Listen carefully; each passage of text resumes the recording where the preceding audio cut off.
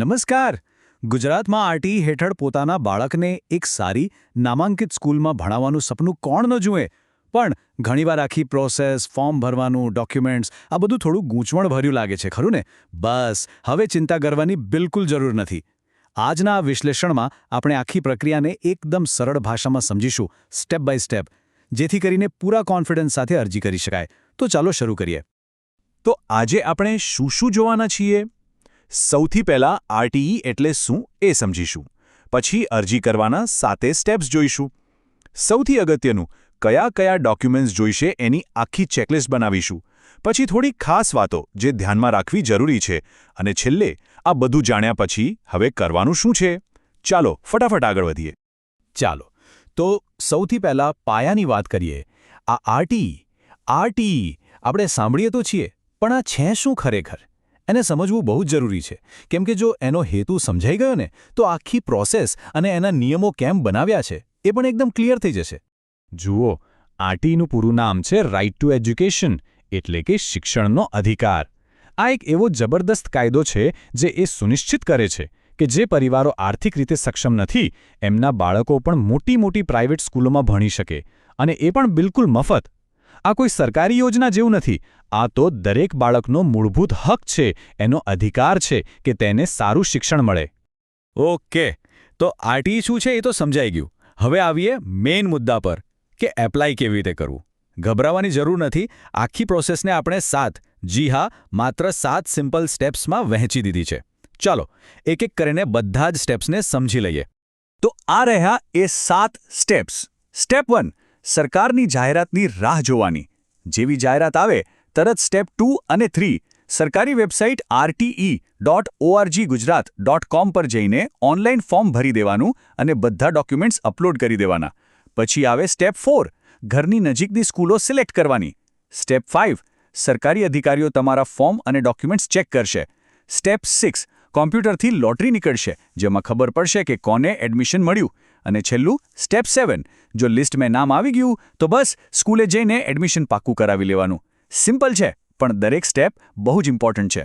હવે જે સેક્શન આવે છે ને, એ આખી પ્રોસેસનો સૌથી ઇમ્પોર્ટન્ટ ભાગ છે. એ છે ડોક્યુમેન્ટ્સની લિસ્ટ. હું કહું છું કે જો ડોક્યુમેન્ટ્સ એકદમ પરફેક્ટ અને તૈયાર હશે ને, તો સમજો કે અડધું કામ તો ત્યાં જ પતી ગયું. એપ્લિકેશન સફળ થવાના ચાન્સ અનેક ગણા વધી જશે. આ વાત મગજમાં બરાબર ફિટ કરી લેજો. મોટાભાગના કિસ્સામાં ફોર્મ કેમ રિજેક્ટ થાય છે ખબર છે? ડોક્યુમેન્ટ્સમાં ભૂલ હોવાને કારણે. કોઈ ડોક્યુમેન્ટ ખૂટતું હોય, ખોટું હોય કે સ્પષ્ટ ન હોય. એક નાનકડી ભૂલ અને બાળકને મળતી એક સુવર્ણ તક હાથમાંથી જતી રહે. એટલે મહેરબાની કરીને દરેક ડોક્યુમેન્ટને 2 વાર 3 વાર ચેક કરજો. સૌથી પહેલાં બાળકના પુરાવા. આમાં મુખ્યત્વે 3 વસ્તુઓ જોઈશે.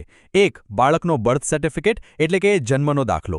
બીજું, જો બાળકનું આધાર કાર્ડ હોય તો એ. અને ત્રીજું, એકદમ નવો પડાવેલો પાસપોર્ટ સાઇઝનો ફોટો. અને હા, આ બધું એકદમ ક્લિયર હોવું જોઈએ. એનો ફોટો પાડીને અપલોડ કરો ત્યારે બધું વંચાવવું જોઈએ. હવે વાલીના પુરાવાની વાત કરીએ. આમાં માતા અને પિતા બંનેના આધાર કાર્ડ કમ્પલસરી છે. પછી આવે છે રહેઠાણનો પુરાવો. એના માટે રેશન કાર્ડ, લાઇટ બિલ કે પછી જો ભાડે રહેતા હો તો નોટરી કરાવેલો ભાડા કરાર પણ ચાલે. પછી સૌથી અગત્યનું, આવકનો દાખલો. આ મામલતદાર ઓફિસમાંથી કઢાવેલો અને લેટેસ્ટ હોવો જોઈએ. અને હા, જો SC, ST કે OBC કેટેગરીમાં આવતા હોય તો એનું જાતિનું પ્રમાણપત્ર પણ જોડવું પડશે. હવે જુઓ, અમુક ખાસ કિસ્સાઓમાં સરકાર પ્રાથમિકતા આપે છે. દાખલા તરીકે, જો BPL કાર્ડ હોય અને એમાં સ્કોર 0 થી 20ની વચ્ચે હોય, અથવા બાળક દિવ્યાંગ હોય કે પછી અનાથ હોય, જો આવું કંઈ પણ લાગુ પડતું હોય તો એનું સરકારી સર્ટિફિકેટ અચૂક અપલોડ કરજો. આ ડોક્યુમેન્ટ્સ ખરેખર એડમિશન મળવાના ચાન્સને ખૂબ જ વધારી દેશે. ઓકે, ડોક્યુમેન્ટ્સનું લિસ્ટ તો બની ગયું, પણ હવે કેટલીક એવી વાતો જાણી લઈએ જે જાણવી ખૂબ જરૂરી છે.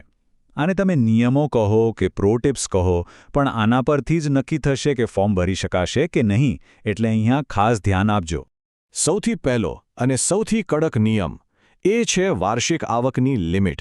આમાં કોઈ બાંધછોડ નથી. જો ગામડામાં રહેતા હો તો આખા પરિવારની વાર્ષિક આવક 1,20,000 રૂપિયા કરતાં ઓછી હોવી જોઈએ. અને જો શહેરમાં રહેતા હો તો આ લિમિટ છે 1,50,000. ફરી કહું છું, આનાથી 1 રૂપિયો પણ વધારે આવક દાખલામાં હશે તો ફોર્મ રિજેક્ટ થઈ જશે. યાદ રાખજો, ગામડા માટે 1,20,000. અને શહેર માટે 1,50,000. હવે આ વસ્તુને પણ બરાબર સમજજો. સરકાર જ્યારે એડમિશન આપે છે ત્યારે એક પ્રાયોરિટી લિસ્ટને ફોલો કરે છે.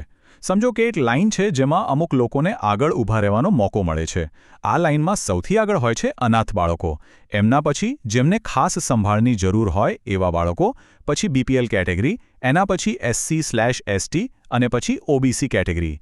આ ક્રમ જાણવાથી એડમિશન મળવાની કેટલી શક્યતા છે એનો એક અંદાજ લગાવી શકાય છે.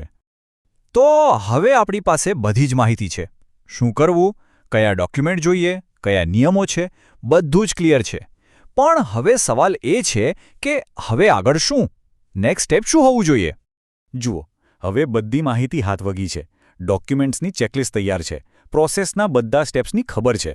તો હવે સવાલ એ જ છે કે બાળકના સારા ભવિષ્ય માટે આ પહેલું પગલું ભરવા માટે આપણે સૌ તૈયાર છીએ? એક વાત હંમેશા યાદ રાખજો.